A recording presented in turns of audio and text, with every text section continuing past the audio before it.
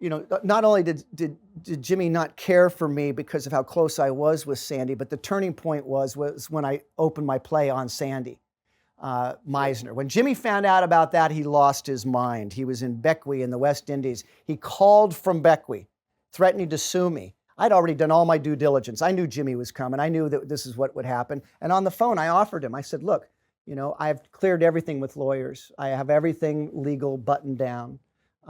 That said, I want to honor you and Bulu, Sandy's legacy. I will give you a percentage, a tithing, every time I perform the show. When I first opened it in LA, I gave all proceeds from a 3-week run to Jimmy, handed him a check for it, and trying to get him to not be so divisive. He took the check, but that was it. We never spoke again. And when he published his book, he makes a list in the back of the people that were legitimate teachers of the Meisner technique that studied with Sandy. I'm not in that list. I'm not in that list. I'm not in the list where people that aren't legitimate, but students who are teaching the technique. I'm not even on that list. So I know why. I knew when that book came out and somebody called and said, and I go, yeah, that's a big surprise. So Jimmy had always, we had a falling out many years ago, but so had most everybody. That's why I brought up, and granted, this is my version of events, but I'm being as honest as I possibly can, and it can be verified by a bunch of people because it's these these teachers that I'm telling you about who had the exact same relationship because they were so close with Sandy as well that they became ostracized, they became excommunicated in that world. So there it is. Can we talk a little bit about your play? Because I've heard about your play. We were supposed to have you tour it in Paris. It was very complicated for me, but I've heard from many different people that your play was amazing and very inspiring and very true to Sandy Meisner. And you told me maybe it would be made into a film, which I think is a great idea. Can you talk a little bit about this? Sure. Well, it's funny. Even on my playbill, I don't put written by Jim Jarrett. I didn't write it. Sandy wrote it. Sandy dictated it. I somehow, through the grace of God, got to be with Sandy at the end of his life when he spoke so poorly. And I was a horrible student my whole educational career. I didn't take any notes when I was going through grade school, high school, or college. And all of a sudden, I'm in Sandy's class. I'm writing down everything he's saying. Everything from 2 years as a student, then 2 years assisting and mentoring, and anything in between. And so it's from these 15 notebooks that I created the show. I'll try to be brief. The epiphany for it was I was already touring a show that had just blown up in the most positive way. It's a one-man show on Vincent van Gogh, authored by Leonard Nimoy. That would do well in Paris too, by the way. I've been touring that. I'm no longer touring full-time anymore at all, but that was 23 or 4 years ago that I was introduced to the show. And I'm about year 3 or 4 into the tour. And I'm in, Manila. And I'm asked to give the keynote speech to the International Theater Festival. And it's a packed hall of about 1,500 people. And I'm like, you want me to talk about, they wanted me to talk about Sanford Meisner. It's the International Theater Festival. And they wanted me to talk about, my time with Sandy, just anything about Sandy, not the technique, just Sandy. And I was like, will they even know who he was? Because like you said earlier, he didn't, like Lee Strasberg was a great marketer. Lee Strasberg had a publicist and an agent, and that's not a criticism, it's great marketing. Sandy freaking died in a crappy little house in the valley. He didn't teach for a dollar bill. There's only 20 students in Sandy's class. There's several hundred in Stella's. You had to wait months, you had to audit for months because people would do it. They paid a ton of money to be part of class, and same thing with other quote-unquote great teachers. Sandy didn't teach for a dollar bill either, and so his classes were small. I got up and I told stories about Sandy. I was given a half hour. I spoke for a half hour, and I just talked about him. I talked about what he stood for, what he believed, how he believed that to be an actor was important, that it was a noble profession. What we're doing is important. We matter.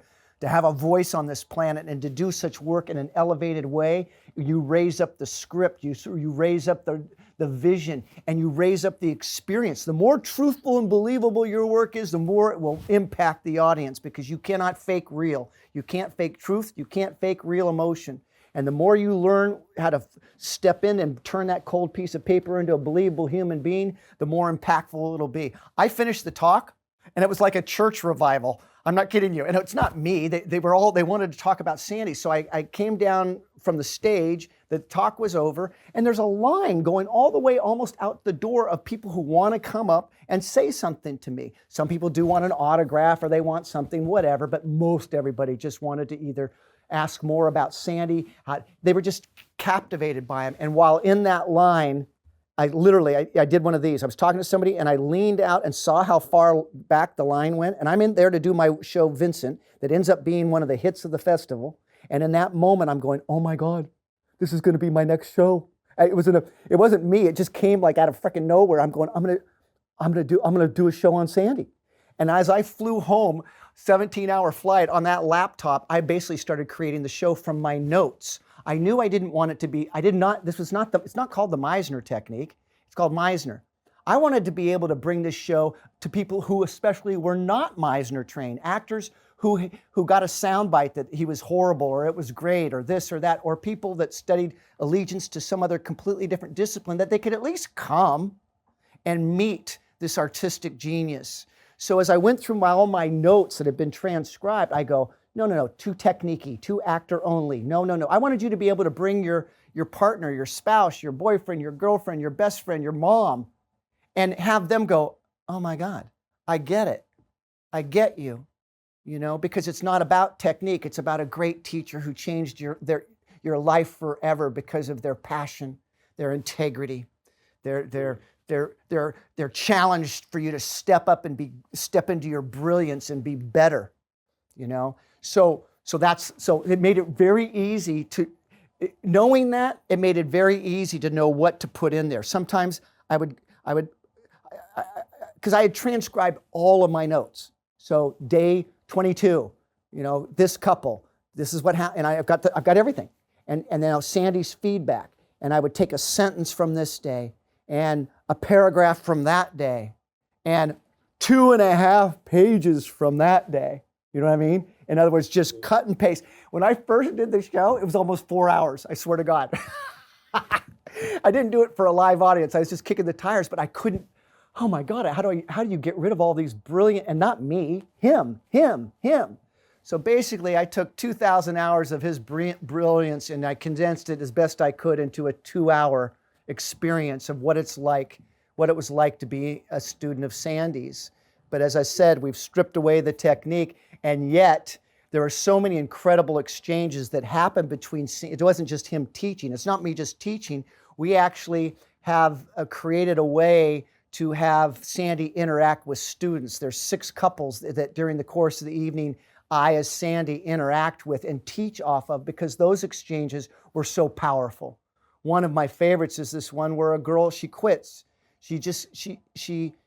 That day in class, as Sandy was working with her and pounding on her, not in some horrible way, trying to get her to open up and be real and be present and dig deeper, she just lost it. She started crying. And he thought she was crying because there might be a little bit of a breakthrough. And finally she stopped and she looked up and she goes, Sandy, I can't do this anymore. And he goes, what? What? And she goes, this. And she starts crying again. That happened. And we've recreated it by casting of this brilliant actress who crushes it.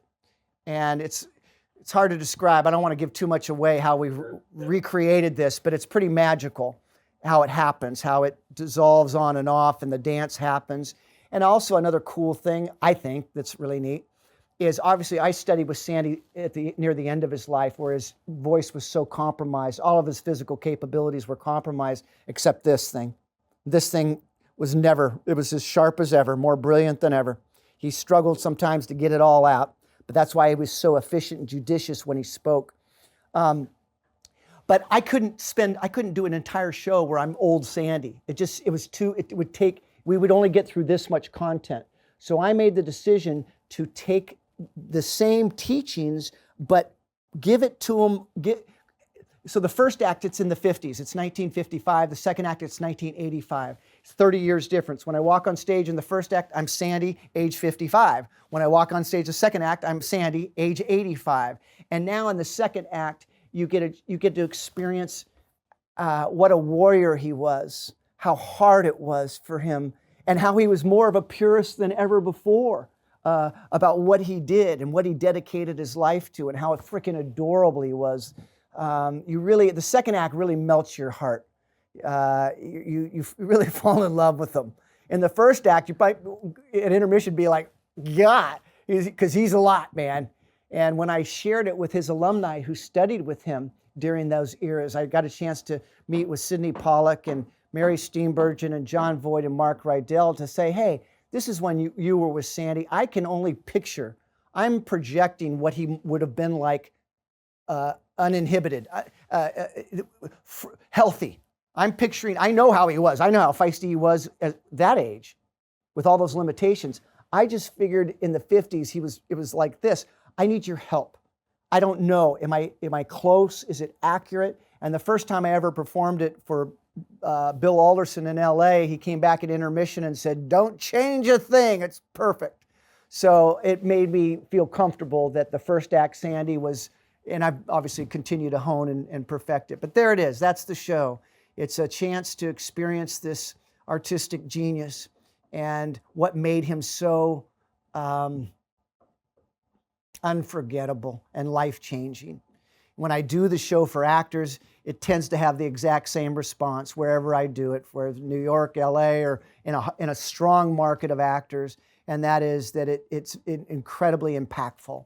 It's incredibly inspiring. Again, not me. I didn't write it. I just did my very best to shape his brilliance. Like I said, cut and paste, cut and paste. He's talking about preparation on this day, this day, this day, this year. Boom, boom, boom. Move it around, boom, there it is.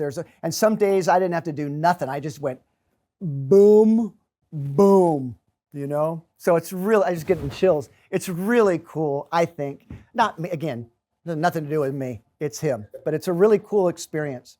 It's very interesting to have this idea of interacting with students, like in your show, you know, because I feel like it's very hard to just explain the technique without seeing the interaction, because the technique itself is based on interactions, you know. Right. So it's like it's very interesting. Like, how would you describe you know, without having the whole show to display to someone, you know, an actor's mom or an actor's, you know, wife or husband, as you said, that someone who isn't an actor and who has some cliche ideas about acting, what it is, maybe it's being emotional, maybe it's, you know, talking very loud. Like, how would you describe the Meisner technique and what it is all about? Sure.